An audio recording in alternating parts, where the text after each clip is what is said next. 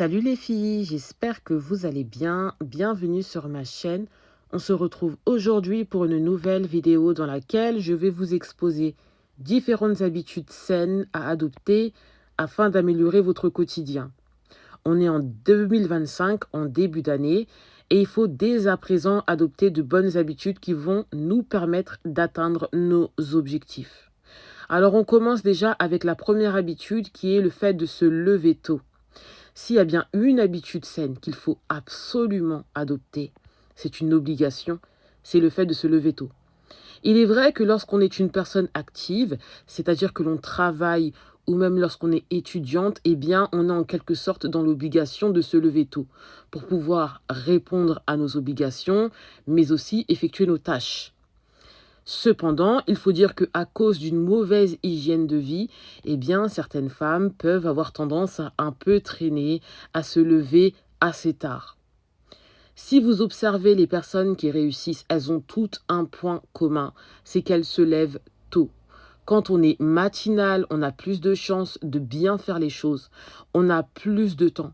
On peut profiter du calme, méditer, prier, lire, voire même faire du sport. Se lever tôt permet aussi de mieux se préparer pour justement aller au travail ou aller en cours. On a le temps de prendre une douche, de se maquiller, de s'habiller. On arrive détente au travail ou à l'école, sans stress, sans essoufflement. D'ailleurs, les essoufflements qui provoquent la transpiration là. Je vous recommande de vous lever 2 heures à 1h30 avant votre entrée au travail. Si par exemple vous commencez à 8 heures, eh bien vous allez vous lever à 6 heures ou 6h30 du matin. Après, évidemment, il y a certaines femmes qui, à cause de la distance, vont devoir se lever encore plus tôt. Qui dit se lever tôt, implique aussi le fait de dormir tôt et assez surtout. Faites 7 à 8 heures de sommeil par nuit, c'est ultra important. Peu importe ce que vous direz, eh bien le sommeil, franchement, surtout le sommeil de la nuit, c'est un sommeil qui est réparateur. Votre corps en a besoin, vos muscles ont besoin de se détendre. Nous sommes à l'ère des réseaux sociaux, on écoute des vidéos, on scrolle pendant des minutes qui se terminent parfois en nombre d'heures. Franchement, un conseil, faites du mieux que vous pouvez pour contrôler vos temps de consommation. Le téléphone est en train de devenir notre maître, on dirait une prolongation de la main. Moi, je vous conseille d'arrêter vos communications après 21 heures, voire même 22 heures si vous pouvez. Il faut que vous puissiez dormir pleinement, c'est important pour votre santé physique, pour la peau, les cheveux. Alors, je sais, oui, que parfois j'ai tendance à vous proposer des lives qui vont commencer à partir de 21 heures et qui se terminent parfois après minuit. Eh bien, sachez que justement pour cette année, on va arrêter. On va éviter justement de faire des lives tardifs afin de vous permettre de vous coucher tôt, que vous puissiez vous reposer correctement. La troisième bonne habitude à avoir, c'est le fait d'arriver à l'heure. Avant l'heure, ce n'est pas l'heure. Après l'heure, ce n'est plus l'heure. Le retard, c'est un des plus grands défauts qui est reproché aux femmes noires. C'est d'ailleurs un défaut que j'ai. Dans le monde du travail, je m'en sors très bien. Mais c'est plutôt, on va dire, sur Internet, lorsque je vous propose des lives, c'est vrai que j'ai cette tendance à arriver un peu tard. Alors des fois, je le dis, je le fais exprès, parce que je vois qu'il n'y a pas le nombre de likes que je veux. Et des fois, malheureusement, c'est par manque d'organisation. Donc c'est quelque chose que je vais devoir justement changer cette année. Lorsque je vous propose une heure à laquelle je fais le live, eh bien je commence à l'heure ou un peu en avance. À un moment donné, il faut prendre conscience qu'il s'agit de notre réputation. Et surtout, j'insiste sur le fait que c'est une habitude qui doit être prise, non pas que dans le cadre du professionnel, mais aussi avec nos familles, nos amis. Lorsqu'on a un rendez-vous, eh bien qu'on fasse le nécessaire pour arriver à l'heure. Et justement, la quatrième bonne attitude à adopter, en tout cas habitude saine, c'est l'organisation. Dans la vie, clairement, on ne peut rien faire quand on n'est pas organisé. Ça, je pense que c'est clair. Être organisé, ça permet de mieux gérer son temps, de mieux gérer son argent, d'être beaucoup plus productif et bien sûr de réduire le stress, surtout le stress, les filles. Dans tout ce que l'on fait, on doit être organisé. Je vous conseille donc de planifier votre semaine, voire même vos week-ends à l'avance. Alors évidemment, il va y avoir des imprévus par moment, ça peut arriver, ou même des événements de dernière minute qui vont survenir, mais la majorité du temps, faut être prévoyante. Gouverner, c'est prévoir. Que vous ayez des groupes de travail si vous êtes étudiante, ou même un peu de boulot à remettre à vos supérieurs, essayez de respecter les délais.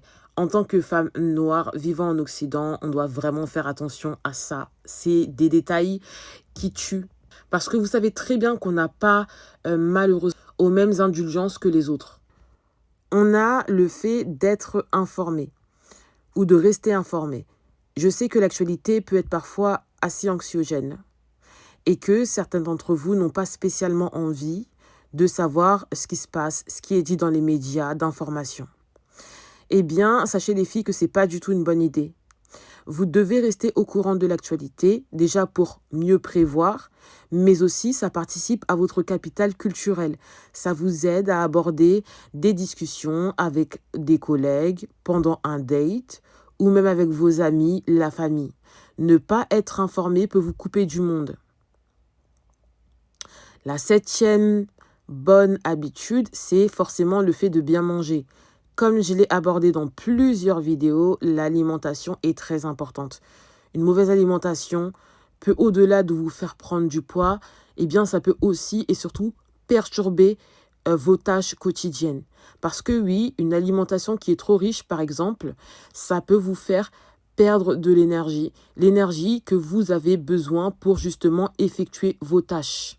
Surtout pour les filles qui sont étudiantes ou celles qui bossent en bureau, qui sont dans le tertiaire. Faites attention avec votre alimentation. Évitez pendant les pauses déjeuner de manger des kebabs, des McDo, des KFC, des nourritures qui sont beaucoup trop lourdes, trop riches. Vous devez rester concentré, le plus concentré possible pour pouvoir justement écouter ce qui est dit et faire votre travail correctement. Favorisez des repas qui sont plutôt légers. Mettez des légumes, de la viande blanche, du poisson, donc des protéines évidemment, ainsi que des fruits.